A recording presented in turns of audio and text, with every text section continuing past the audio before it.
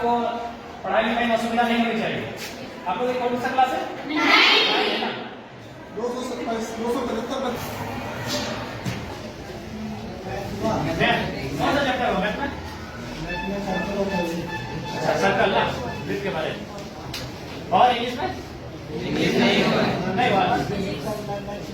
English की बात होगा। देखिए इंग्लिश किताब है इंग्लिश बुक है। अरे बुक रहे इंग्लिश का। ठीक है, आप पढ़ाते तो सबसे पहले हमारी बात को आप लोग सुनिए। 10 में है ना?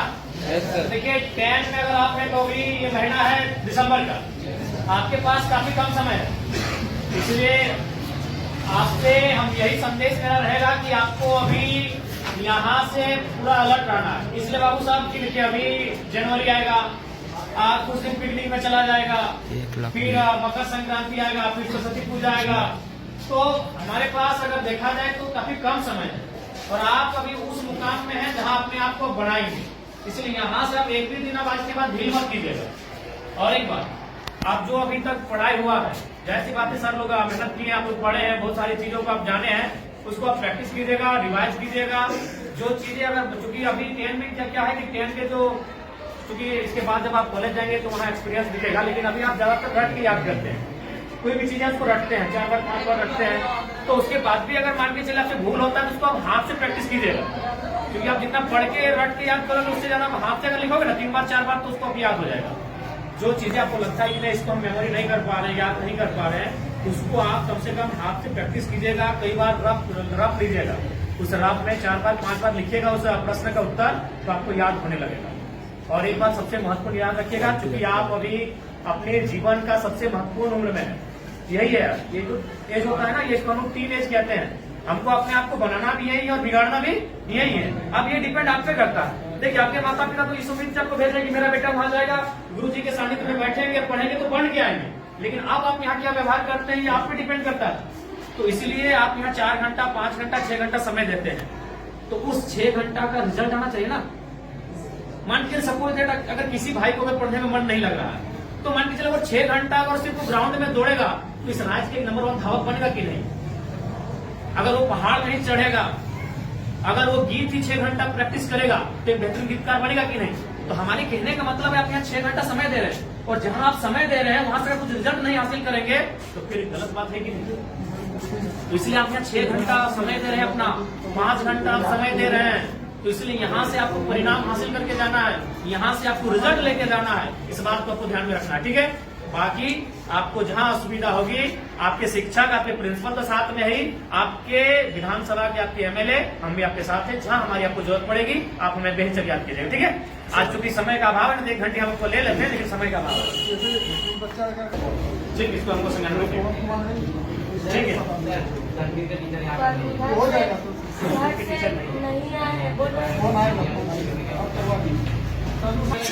बिल्कुल भी उचित नहीं है, संभव ही नहीं। हार्डली इस कमरे के अकॉर्डिंग 190 से 120 बच्चे बैठ सकते हैं।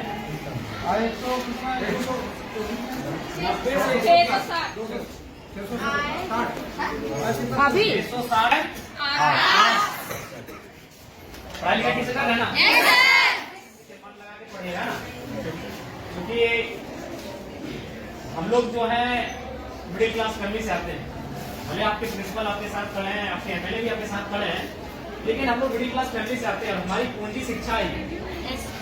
हमारे मम्मी पापा के पास उतने पैसे नहीं, लेकिन हम शिक्षा में अच्छा नहीं करेंगे तो हम कोई बढ़िया व्यापार को आगे बढ़ा सकते हैं, हम बड़े शहरों में जाके अपने आप को स्थापित कर सकते हैं। हमारी पूंजी ही हमारा एजुकेशन है।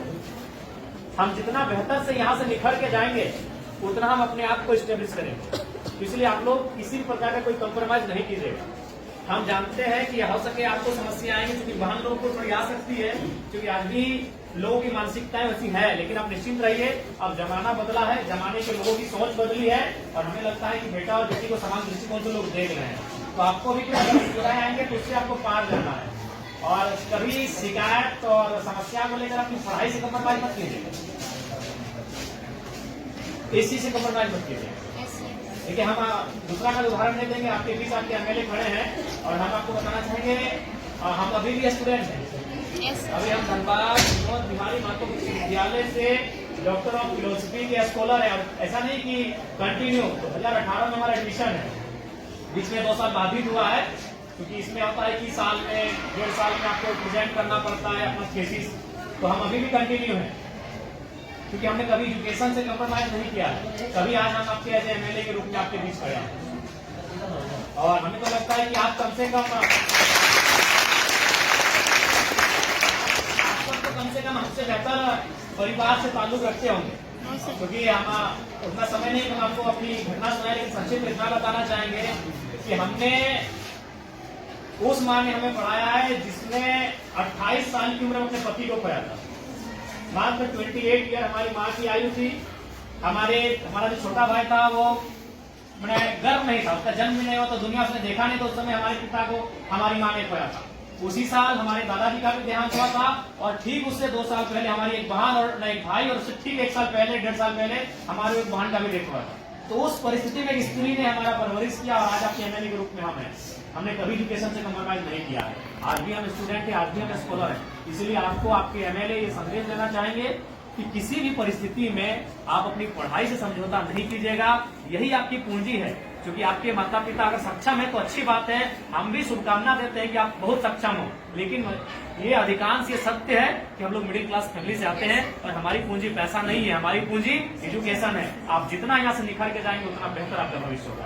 इसलिए कंप्रोमाइज बिल्कुल मत कीजिएगा। अगर आप पढ़ के जाएंगे तो कोई ना कोई रास्ता मिल जाएगा। अगर आप जमाने के अनुसार अपने आप को बनाएंगे तो कोई ना कोई रास्ता मिल जाएगा। अगर दुनिया में इतने लोग हैं तो उतना रास्ता भी है, लेकिन आप अपने आप को सहयोग रखोगे तब ना। इसलिए आपको हमारी शुभकामनाएं हैं, आप लोग बेहतर करें, और जो भी आपकी समस्याएं उनको हम लोग जानने के लिए ही आपके बीच आए हैं। आपके तमाम शिक्षक, प्रिंसिपल महोदय सब हमारे साथ हम लोग विजिट कर रहे हैं, और जो भी समस्याएं छनकर आएगी उनको लेकर हम लोग काम करेंगे। ठीक है, तो नहीं ना कोई शिक्षकगण क्लास के बीच अपनी घंटी में कहीं फांकी वगैरह ऐसा समस्या नहीं ना है। हाँ, कोई भी अगर विषय रहेगा तो बेहिचक याद कीजिएगा। ठीक है, आपके पास हमारा नंबर है ना, बेहिचक कॉल कीजिएगा 9031701930। हाँ, विद्यालय में जो पॉलिटिकल साइंस का टीचर नहीं है, पॉलिटिकल साइंस का टीचर नहीं है,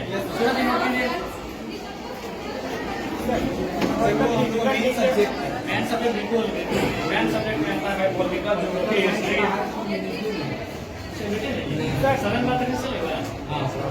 सदन का विषय है, सदन का विषय। ठीक हाँ, बोलिए। बोल रहे थे कि फिजिकल टीचर कुछ सिखाता नहीं है सर, हम लोग का मिलने का मौका नहीं मिलता, 1 घंटे नहीं मिलता। फिजिकल टीचर है नहीं लेते हैं, देखो देखिए सभी तो शिकायत कर रहे हैं, खिलवाइए अच्छा नहीं लगता।